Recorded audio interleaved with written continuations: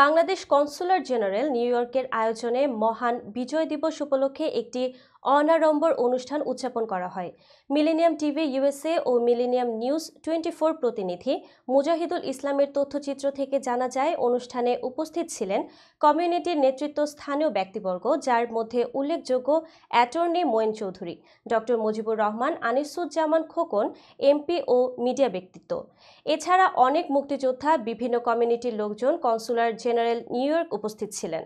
আয়োজনে বক্তব্য রাখেন Moin Chowdhury, Anisuzzaman Khokon, doctor Mujibur Rahman, Abdur Rahman, Abdur Rouf, Jacob Milton, consular general জনাব Nazmul Huda, second consular general জনাব নাজমুল হাসান। কনসুলার জেনারেল জনাব নাজমুল হুদা তার বক্তব্যে কমিউনিটির স্বার্থে কাজ করার, কমিউনিটিকে সাথে নিয়ে কনসুলার জেনারেলের কার্যক্রম এগিয়ে নিয়ে যাওয়ার এবং দেশের উন্নয়নের স্বার্থে সব কমিউনিটি নেতৃবৃন্দের সাথে কাজ করার অঙ্গীকার করেন।